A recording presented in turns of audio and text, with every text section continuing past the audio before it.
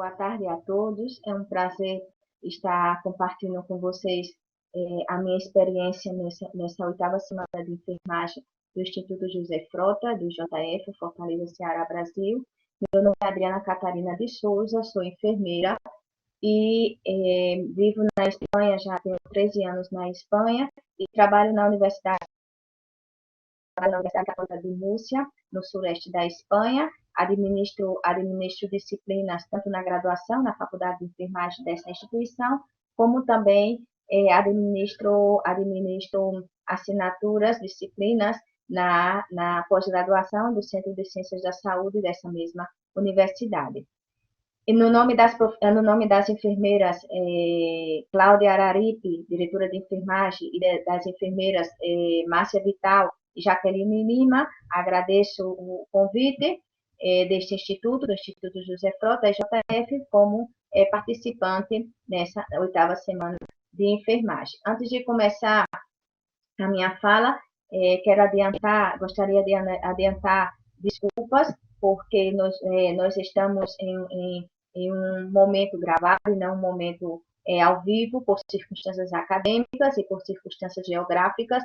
Estamos em um fuso horário de 5 horas de diferença e estamos em uma situação acadêmica diferente, porque estamos em final de semestre na Espanha e minha agenda acadêmica foi impossível realizar de forma ao vivo, poder interagir melhor com vocês. De qualquer forma, alguma dúvida, alguma pergunta, curiosidade que vocês quiserem perguntar, o que tiver interesse em saber, pode mandar para a coordenação do evento, mandar diretamente para o meu e-mail, que vai estar disponibilizado nos slides desse momento com vocês.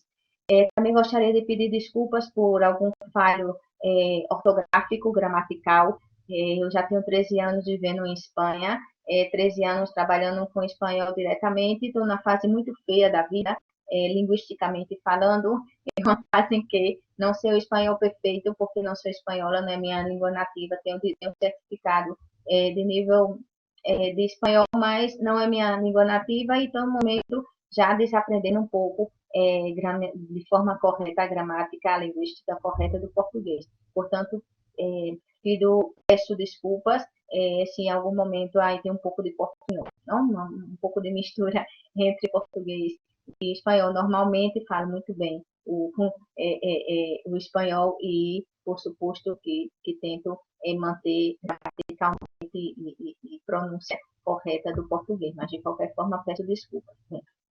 O Instituto José Frota já está realizando a sua oitava semana de enfermagem e me deu uma grande responsabilidade de conversar um pouco com vocês sobre a segurança do paciente, análise de risco de eventos evitáveis durante a pandemia do Covid.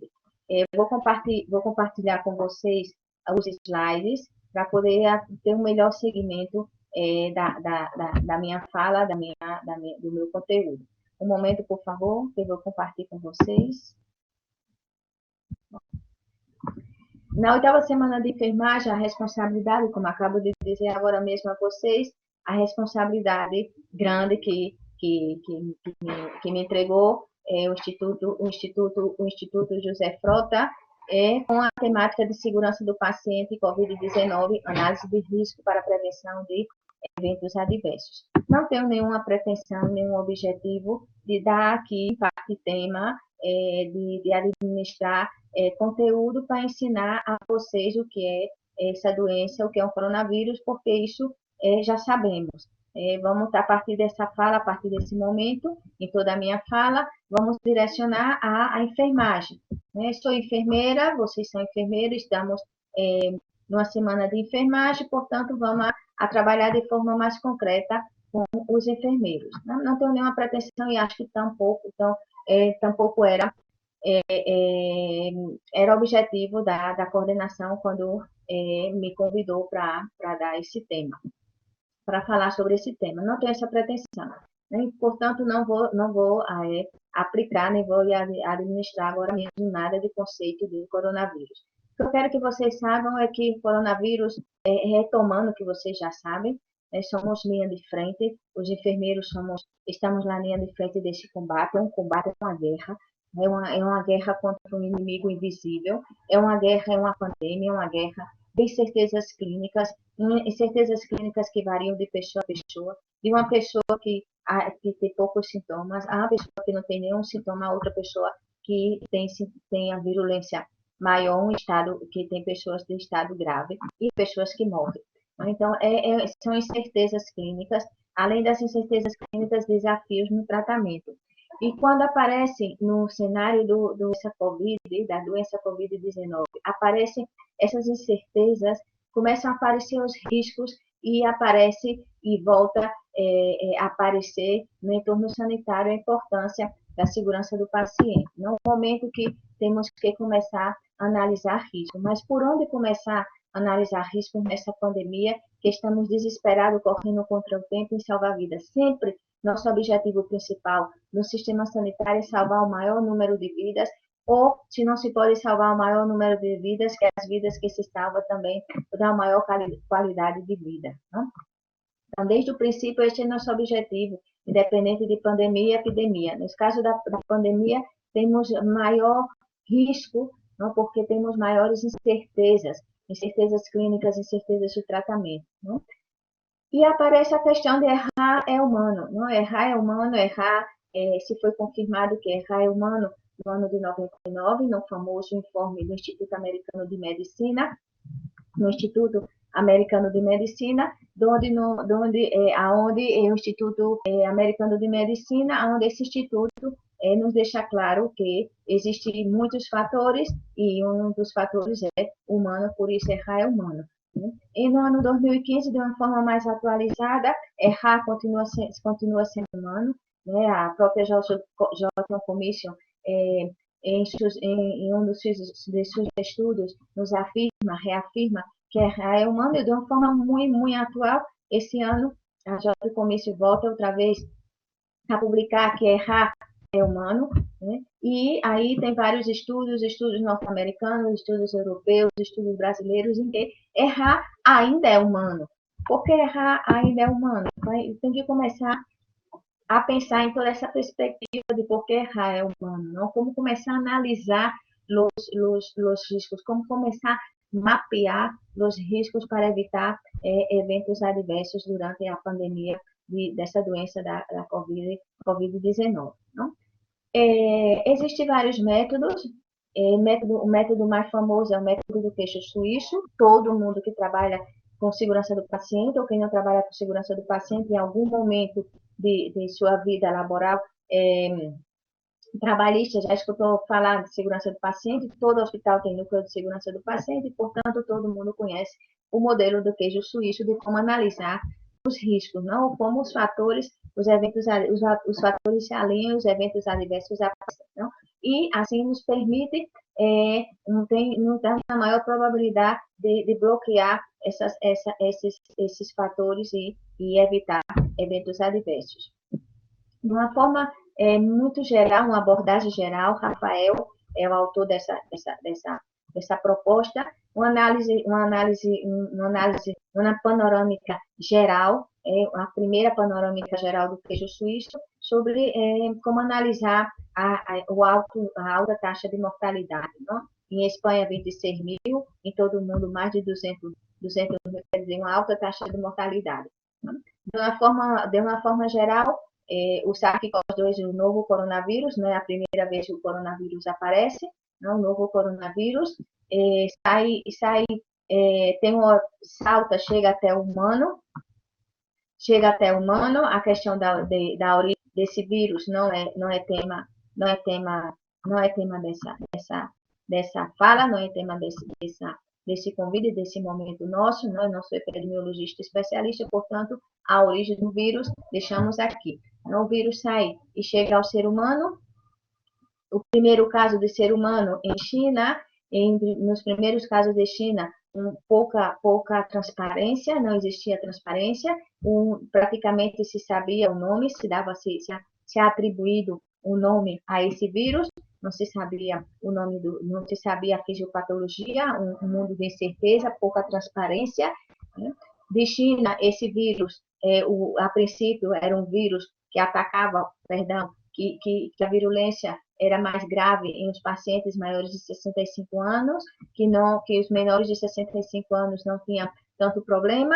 Esse vírus viajou de China até o continente europeu, Itália e Espanha, os dois primeiros países com resultados mais negativos a princípio os dois primeiros países europeus, e logo se expandiu por todo o continente europeu, já a saída do continente europeu, continente americano, agora africano, portanto todo o continente já está contagiado com o número de mortes relacionadas com Covid-19. Então, por isso, ha deixado de ser uma epidemia, passado de ser uma pandemia, e a pandemia segundo os especialistas, não sou especialista, não sou epidemiologista, nem virologista, não sou eu que estou afirmando, segundo os especialistas e os cientistas da área, desse que a OMS está um pouco na questão de tempo temporal, um pouco tarde, para declarar a pandemia. Os países começaram a observar as suas deficiências, começaram a observar que haviam muitos fatores relacionados com isso para causar tanto número de mortes. Entre esses fatores estava a incerteza em todo momento, e os países começaram a identificar os possíveis falhos sistêmicos, né, de cada sistema sanitário de uma forma global. Se identificou também, segundo Rafael, que é o autor que propôs realizou essa primeira proposta de uma análise assim, uma panorâmica geral do queijo suíço, dos primeiros casos de Covid-19, a falta de ciência, né, uma debilidade na ciência, e finalmente na ponta os testes, não? Que testes utilizar, não tem teste 100% seguro, qual é o teste, a sensibilidade dos testes, que teste utilizar, em que momento da doença utilizar, que tipo de teste utilizar em cada momento, e finalmente a terrorífica curva que temos de taxa de mortalidade em todo o mundo e de uma forma individual em cada país. Errar continua sendo humano? Claro que errar continua sendo humano, gente. Se analisarmos o queijo suíço de cima para baixo, de baixo para cima, de forma vertical, de forma horizontal, de forma diagonal, errar sempre vai ser humano, porque no começo, no meio ou no fim do queijo suíço se encontram os humanos. A organização é composta por pessoas, seres humanos. O profissional é um ser humano e o paciente é um ser humano. Portanto, errar ainda é humano, não? Portanto, errar continua sendo humano, porque somos o ser humano, a organização, somos ser humano profissional e ser humano paciente. Não? O importante não é o importante não é isso, o importante não é saber quais são os métodos para analisar. Não? O importante é saber o caminho para começar a analisar. Quais são os possíveis fatores que já nos estão chamando a atenção.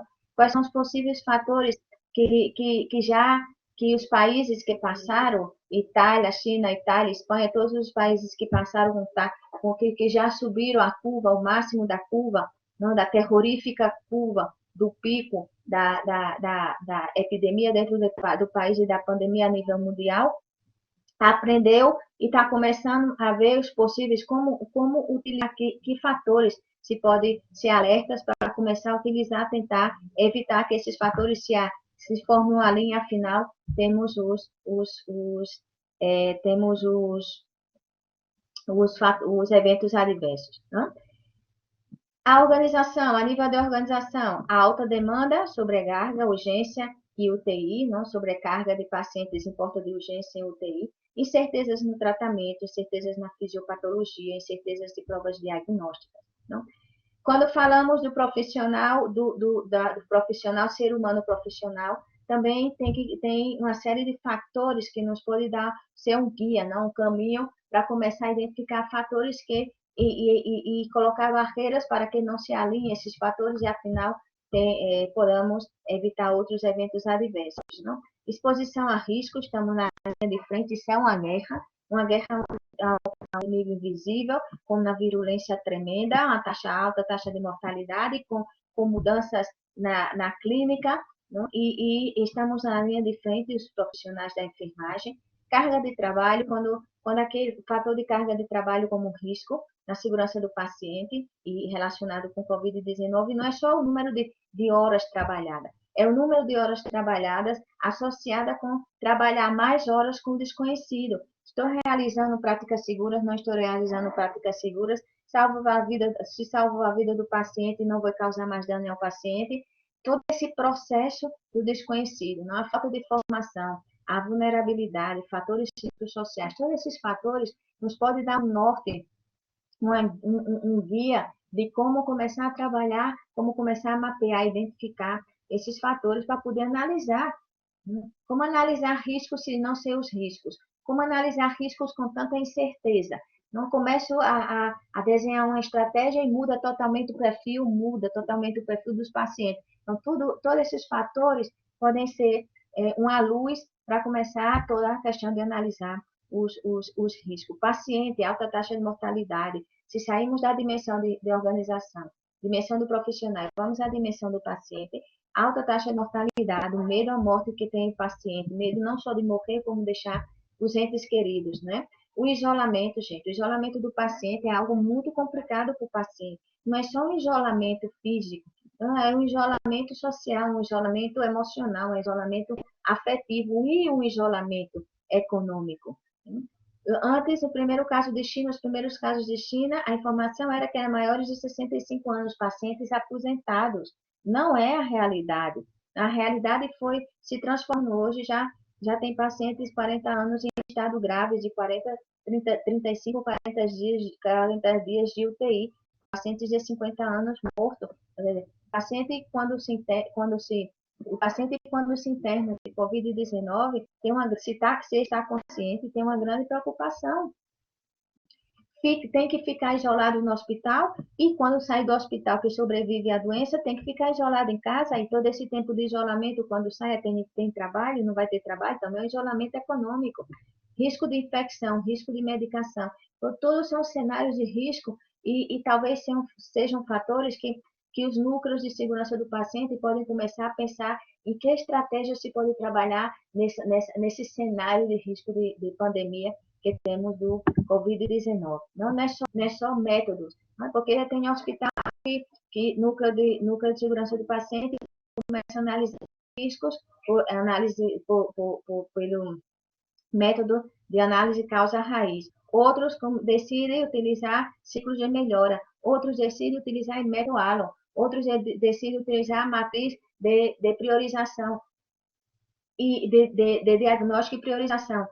Cada hospital pode definir um método diferente. O importante não é que método é o método mais efetivo, porque não existe um método padrão, não existe um método ideal. O método ideal é aquele que funciona e que se aplica de forma correta pelo núcleo de segurança do paciente, pelas pessoas que estão envolvidas e são responsáveis por medir risco a nível de segurança do paciente. Uma vez que temos ideia mais ou menos dos fatores, um guia onde se pode trabalhar todos esses fatores, aparecem as medidas preventivas nestas três dimensões. Medidas preventivas na organização, medidas preventivas a nível profissional e medidas preventivas também na dimensão de paciente e familiares. Medidas preventivas da organização, protocolo de prevenção de intubação, de prevenção de infecção com intubação segura, de manipulação de vias aéreas, de lavagem das mãos. Lavagem das mãos, eu vou dar ênfase um pouco depois na minha fala. Tem um slide que vou retornar ao tema da lavagem das mãos. Reestruturação organizativa, quando falamos de organizativa intra e extra-hospitalar, não estamos falando somente de reestruturação de um hospital. Se é difícil a reestruturação de um hospital, imagine como é difícil a reestruturação de políticas sanitárias. Todo um país envolvido para mudar as políticas sanitárias. Políticas sanitárias não se muda da noite para o dia, mas em coronavírus não é de noite para o dia, é de noite para a noite mesmo, de manhã para de manhã mesmo. É dizer, a gente trabalha com tempo, uma variável importante tempo. Nós sabemos que o serviço sanitário trabalha com tempo. Tempo em um serviço sanitário, um sistema sanitário é vida. Em época de pandemia e de Covid-19, é muito maior a pressão. Então, não é fácil reestruturar toda uma gestão, toda uma política sanitária, como também não é fácil reestruturar toda uma instituição sanitária para adaptar essa instituição à demanda necessária para dar resposta para dar resposta a esses cenários de risco e também dar resposta à salva-vida, evitando eventos adversos. A formação, fomentar o trabalho em equipe e reestruturação de processos de comunicação. Dentro da dimensão de medidas preventivas, dentro da dimensão profissional, tem o cumprimento dos protocolos que são realizados para ser cumpridos, né? Protocolos colocados em prática, né? Não é para estar guardado, nem ser só colocado quando é um processo de auditoria, não. Os protocolos é para a prática clínica. Reestruturação dos processos de trabalho, né? Principalmente relacionado com os novos EPIs, todo o processo de trabalhar nessa doença Covid-19, participação na formação, reestrutura familiar, não, é uma reestrutura familiar complicada para os profissionais sanitários. Os profissionais sanitários, depois de trabalhar com a carga de trabalho, mais número de horas com desconhecido, também tem toda a questão da culpabilidade, né? Vou para casa e se alguém na minha casa se contagia, se eu sou uma fonte de contágio assintomático, não tenho nenhum síntoma, nenhuma sintomatologia, mas sou portador e posso estar contagiando, todo esse processo de reestruturação familiar. Aprender a trabalhar em equipe, gente. Aprender a trabalhar em equipe não é nada novo. Desde que começamos a trabalhar, a estudar a enfermagem, aprendemos a importância de trabalhar em equipe. Trabalhamos em equipe? Sim, trabalhamos em equipe. Algumas vezes sim, outras não. Algumas vezes melhor que outras, mas aprendemos a trabalhar em equipe. E aqui se nota muito a importância de trabalhar em equipe. Não é importante trabalhar em equipe só em época de pandemia, de desastres da natureza, como os terremotos, os tsunami, nada desse tipo, mas também na nossa prática. Voltando à Covid-19, a essa doença, mais que nunca, eu nunca vi um trabalho em equipe tão bom como o trabalho em equipe de todos os profissionais, aqui no nosso caso, os profissionais de enfermagem, para tentar salvar a vida. Nós estamos exponendo nossa própria vida para salvar outras vidas. Então, é um tremendo trabalho em equipe. A primeira mulher, a primeira enfermeira, a primeira pessoa que trabalhou com o tema de segurança do paciente e trabalha em equipe ha sido Florence Nightingale. Nunca melhor dito, nunca melhor falado, como estamos na semana de enfermagem. Florence foi a primeira enfermeira, Florence Nightingale foi a primeira enfermeira a falar da importância da segurança do paciente, sem utilizar a nomenclatura, nome, segurança do paciente. Ela já falava, no seu tempo, da importância de trabalhar em equipe, da importância do trabalho organizado, estruturado, para poder salvar o maior número de vidas dos soldados e poder evitar o maior número de das feridas dos soldados em tempo de guerra. Isso é uma guerra que estamos contra o tempo, contra um inimigo invisível, e estamos na linha de frente. Então, e tem que chegar o momento de analisar os riscos. Salvamos vidas e quais são os riscos, para prevenir que os fatores estejam alinhados e possam causar eventos adversos. Todas essas medidas preventivas vai depender se são mais positivas ou menos negativas, mais efetivas ou menos negativas, como cada um não queira definir, vai depender especialmente de um fator muito importante que é a consciência. Nossa consciência, a consciência da organização, consciência do profissional, consciência de pacientes e familiares. Não? Nossa consciência. Não? A consciência é o que pode fazer toda a diferença entre se essas medidas preventivas vão ser mais positivas ou mais negativas, ou mais efetivas e menos efetivas. Não? E quando vinculamos a consciência, o fator consciência com a segurança do paciente, aparece a cultura de segurança do paciente. Já é o momento de começar a trabalhar a cultura de segurança do paciente no momento nesse cenário de Covid-19. Os núcleos de segurança do paciente estão começando a se preocupar já com a questão dos eventos adversos, de identificar os fatores para evitar que esses fatores estejam alinhados em uma linha e, afinal, tenham uma consequência mais grave, que são os eventos adversos.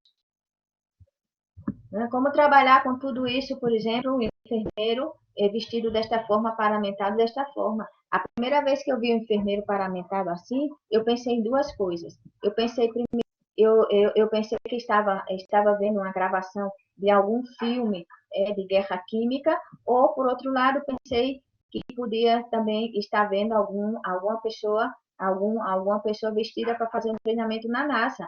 Quando eu vejo quando eu via os astronautas na televisão e as pessoas que estavam trabalhando nos filmes de guerra química, eu nunca imaginei isso, né? Eu nunca imaginei.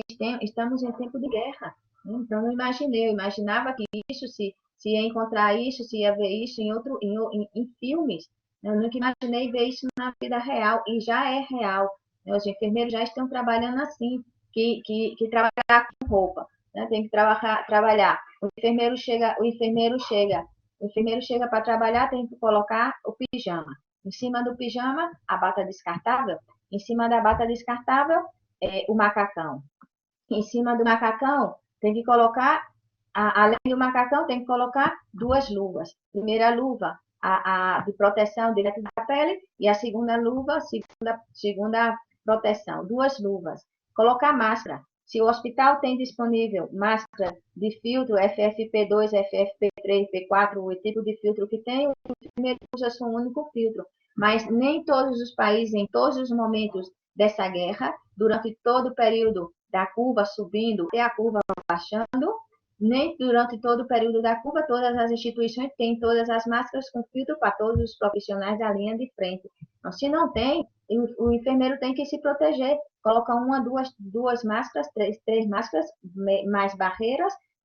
Além da máscara ou das máscaras, óculos de proteção. Além de óculos de proteção, o gorro normal. Além do gorro normal, o protetor de cabelo e ouvido, que tem alguns hospitais, o sistema sanitário, que chama capacete descartável. E depois de tudo isso, que o enfermeiro pensa que terminou de se paramentar, vem a viseira. Então, quer dizer, como trabalhar com isso, como instalar monitorização cardíaca, tudo digitalizado, que depende da digital, que está com duas luvas, como trabalhar instalando ventilação mecânica, que necessita sensibilidade, como instalar via venosa, circulatória. Então, todo esse processo, adaptação ao calor, sensibilidade, fadiga, não? Quer dizer, todo esse processo de adaptação. Então, tem que começar a ver quais são os riscos, não? Por onde começar a analisar os riscos. Não, o mais importante, volto a dizer, não é definir qual é o método para utilizar. O método vem depois. Primeiro tem que identificar os fatores, por onde começar a trabalhar, e tem que aprender das experiências negativas. A única coisa que serve os falhos da experiência negativa é aprender deles. Então, tem que aprender de China, tem que aprender de Itália, da Espanha, tem que aprender de outros países que já passaram por essa situação. Não? Em relação à prevenção a esse cenário, também tem que começar os protocolos. Quando falamos de protocolo, estão validados os protocolos, como estão validados os protocolos, não? Os protocolos estão validados, o tempo, nos dá tempo validar, passar por todas as fases de validação. Não? Quais são as fases que tem que passar o protocolo? Estamos trabalhando com o protocolo, todo esse processo também de qualidade dos protocolos. Não? Os protocolos estão funcionando e em que momento se validam os protocolos estão sendo validados na parte prática, os medicamentos, fisiopatologia desconhecida, estamos administrando medicamentos aos pacientes, entre aspas, não? Estamos realizando ensaios clínicos de forma inconsciente, estamos realizando estudos quase experimental, entre aspas, de forma quase experimental, entre aspas, não estamos realizando de forma inconsciente, paciente é um mundo desconhecido, estamos testando medicamento com a intenção de salvar a vida do paciente e realizando nesse momento também um estudo quase experimental, estamos em um mundo desconhecido, não como atender uma demanda de paciente 10 vezes mais do que se estava programado, não? Cada estado, cada país, cada estado e cada cidade tem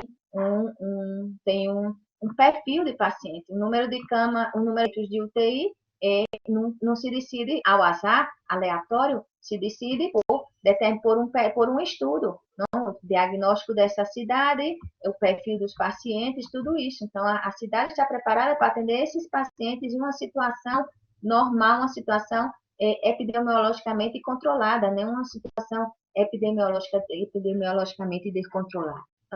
Como contratar profissional? Eu tenho um número de pacientes, número de profissional de enfermeiro suficiente, né? Da mesma forma, a dotação de pessoal de imagem se trabalha, cada instituição, ou cada estado, cada cidade, ou cada país, cada sistema sanitário utiliza um método diferente, sistema de classificação, sistema de dependência, sistema de complexidade, né? Cada um trabalha de uma forma para definir, existe tantos leitos, para tantos leitos necessito de tantos enfermeiros. Isso em uma situação epidemiológica controlada. A situação epidemiológica descontrolada necessita de muito mais enfermeiro. A nível da Espanha, todos os enfermeiros que já tinham terminado a universidade estavam esperando só o ato de graduação, de colação de grau, todos tiveram direito de trabalhar. Todos os enfermeiros foram trabalhar, porque já estavam formados, com mais experiência ou com menos experiência, todos trabalharam em equipe. Aqui temos uma foto do hospital de Fema, maior hospital de Espanha, localizado em Madrid, o maior hospital de Espanha, todo direcionado à atenção aos pacientes Covid-19 diagnosticados, confirmados, e aqui camas de UTI, leitos de UTI, semi-intensiva, semi-intensiva, mais leves, todos os pacientes, 400 pacientes ao dia passando por esse hospital, o maior hospital de toda a Espanha, e o hospital fechou as portas, porque já não era necessário, mas o hospital não foi desfeito, o hospital continua em pé, segundo os especialistas, os epidemiologistas, o surto do coronavírus 2 não é um surto isolado único, até que de um ano saia a vacina, ou até que não saia o medicamento para controlar o número de mortes, ou os casos mais graves, se vão aparecer outros surtos da doença. Aqui na Itália, em China, no Brasil, em todo o mundo se espera outros surtos da doença. E agora é o momento de começar a aprender de tudo, todos os falhos que cometemos e todo o que aprendemos durante esse processo da curva, não? Subir essa curva terrorífica da curva de mortes e de contágio. Como o paciente enfrenta, não, esse cenário, não, o isolamento na morte, o paciente morre só, e nesse sentido de dado familiar, não, o paciente entra no hospital e o paciente, a partir do momento que entra no hospital, está isolado, e quando volta a casa, está isolado, se não volta a casa, isolado, e no da morte também está só com os profissionais da enfermagem, o paciente morre sem ver os familiares, então é muito complicado trabalhar com isso, não? E vem todos os fatores. Então, é muito difícil trabalhar e pensar como é muito difícil analisar risco, mas tem que começar a analisar risco. Por onde? Pela experiência dos países que já passaram por esse momento, pelos falhos que já foram identificados em outros países e que podem fazer parte ou não, por exemplo, do Brasil, né? Essa questão da segurança do paciente e Covid-19 na perspectiva da prevenção de eventos evitáveis, de eventos adversos evitáveis, nos deixa várias reflexões e que eu quero fazer junto aqui com vocês na questão da lavagem das mãos. Gente, desde o começo do mundo se sabe da importância de lavar as mãos. Desde o começo, desde o momento zero que se entra na universidade, na faculdade de enfermagem, se sabe a importância de lavar as mãos. Estou falando da enfermagem porque é a semana da enfermagem, eu sou enfermeira e estou falando com enfermeiros, de todos os profissionais, mas de uma forma concreta enfermeiro. Não? E sempre se identificou como fonte principal de infecção as mãos, a não lavar as mãos. E o contágio principal da doença Covid-19 é as mãos, lavar bem as mãos. E aí vem a pergunta, será que essa taxa de mortalidade também está relacionada não só com a virulência do vírus, com o desconhecimento do vírus, com as certezas fisiopatológicas do vírus, também com relação com possíveis infecções que podemos estar causando, porque ainda não aprendemos a lavar as mãos? Né? Então, tem que começar a rever todos os protocolos de lavagem das mãos, formação, zona de conforto, não de melhorar e depois se a zona de conforto esse indicador. Sistemas de notificação, onde estão os sistemas de notificação? Se está notificando eventos adversos ou não se está notificando eventos adversos. Trabalho em equipe, não? A importância de trabalhar em equipe. Os sistemas sanitários se conscientizaram que existem fatores importantes que se estão aliando e que está causando este número de morte e que necessita reforçar essas barreiras de proteção, tanto a nível organizativo como a nível de formação e diferentes medidas preventivas que já se estão implementando por todos os sistemas sanitários.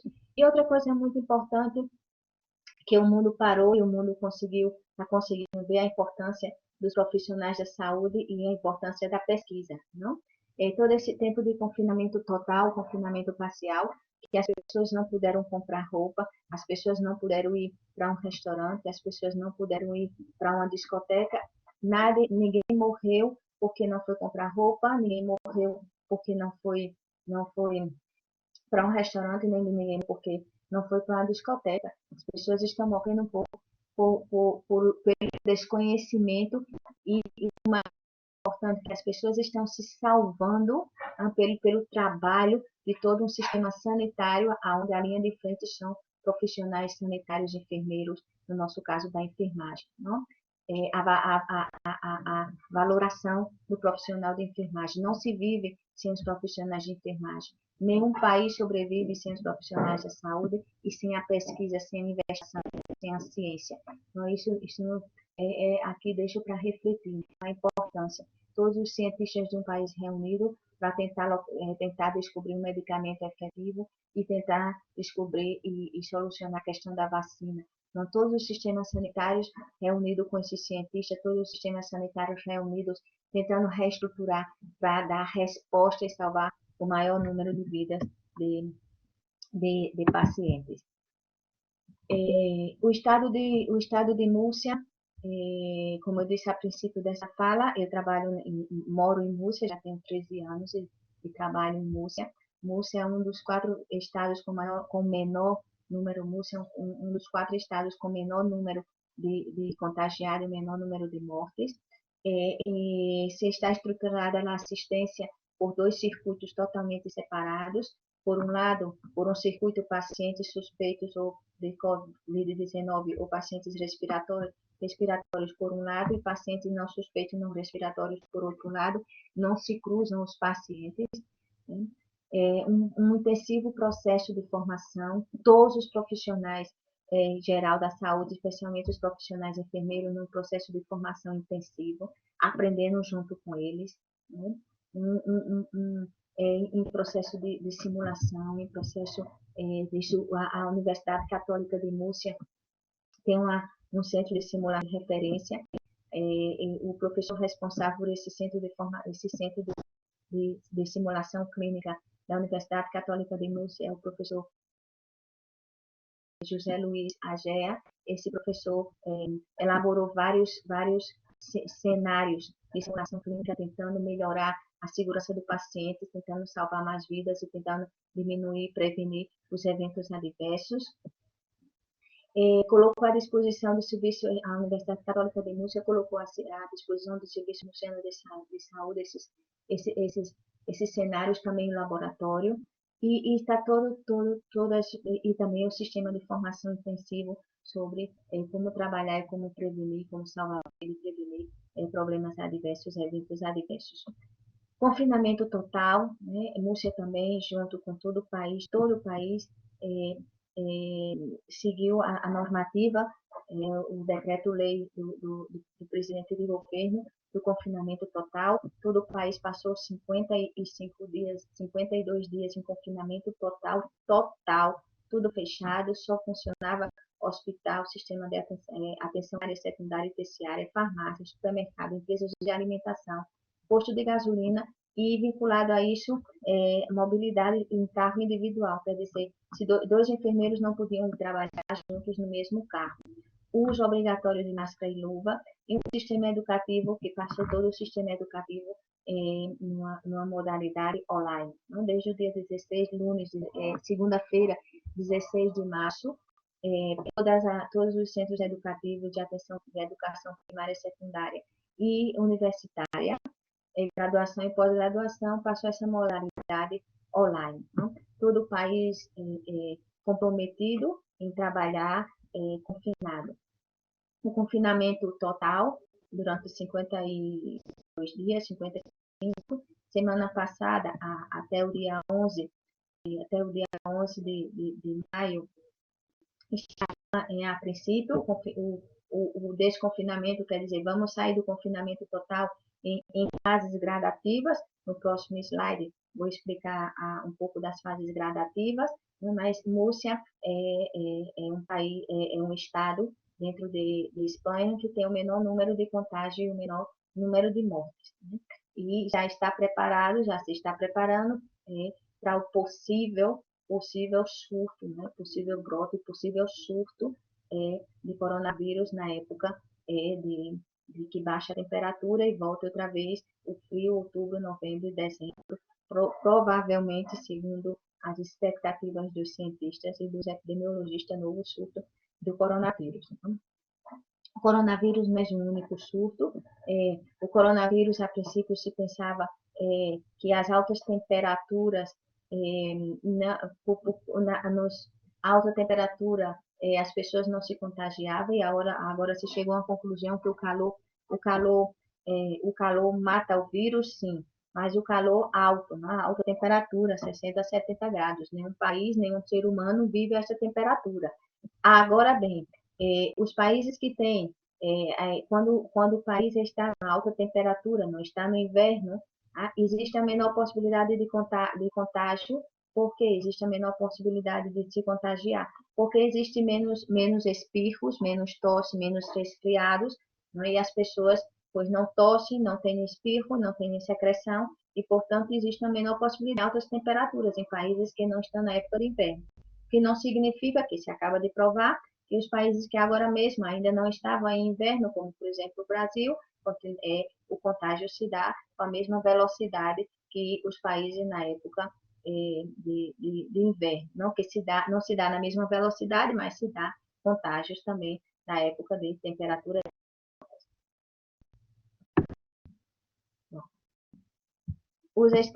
A desescalada, né, o desconfinamento, sair do desconfinamento total é gradativo, não é que se vai abrir as portas e se acabou que se acaba o confinamento e todo mundo pode sair, não. O desconfinamento vai gradativo, de fase 0 a fase 3, são 4 fases, de forma assimétrica, não? Mas quase todos os estados da Espanha começaram a fase 0, com exceção das Ilhas Canárias, Balneárias, que as Canárias, por exemplo, começaram diretamente na fase 1, porque tinha contágio e morte zero já de muitos dias. Todos os demais estados começaram na fase 0, a partir de 11 de maio passa a fase 1, com exceção de Catalunha, Madrid, por exemplo, sigue na fase 0, e o mais importante, cada estado só pode, a cada 2 semanas ou 15 dias, só pode mudar de uma fase a outra com autorização do presidente do governo. Quer dizer, o estado de Múrcia, no dia 11 de maio começou a fase 1, né? Mas para começar a fase 1, para sair da fase 0 para a fase 1, o estado de Múrcia, o responsável, o governador do estado e o prefeito, o governador do estado tem que pedir autorização, mandar o relatório, né? Mandar o relatório para o Ministério da Saúde dos dados epidemiológicos de contagiados e de morte, para ver se o Ministério da Saúde autoriza passar para a fase 1. Dia 11 de maio já passou para a fase 1, e em 2 semanas ou 15 dias para passar para a fase 2 tem que pedir autorização outra vez.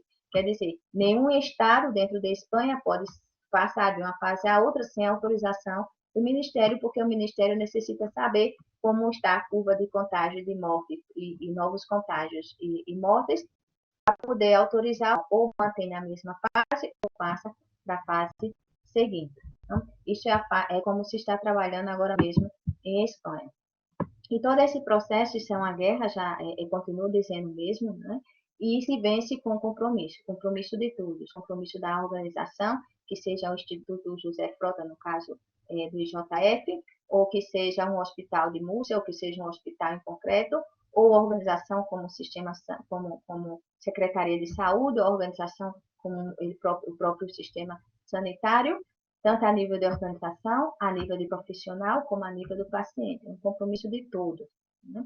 Compromisso de todos para poder sair dessa batalha e, quando sair da batalha, um compromisso para aprender, discutir, aprender, analisar riscos, como os riscos podem ser analisados para melhorar nossas defesas e evitar que esses riscos voltem a aparecer. E se esses riscos voltam a aparecer nos novos momentos ou outros surtos de Covid-19, que já estejamos nós outros preparados para enfrentar e colocar barreiras nesse alinhamento desses fatores. Não? É um compromisso de todos. Quero agradecer outra vez ao Instituto José Frota por essa oportunidade desse momento de participar da 8ª semana de enfermagem. Me coloco à disposição para esclarecer dúvidas, perguntas, curiosidades. Podem mandar para o meu e-mail institucional ou diretamente para a coordenação do evento. Muito obrigada por esse momento.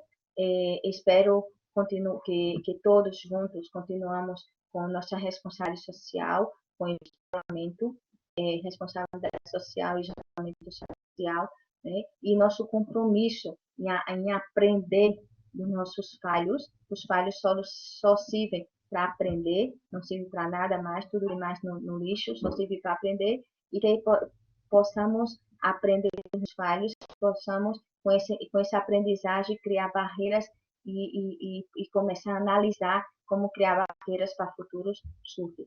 Muito obrigada a todos e espero de coração que em outro momento podamos sair dessa modalidade online, na modalidade virtual, e podamos estar de forma presencial, dando um abraço, vendo a cara, o calor humano e o fator humano na nossa vida, que é muito importante.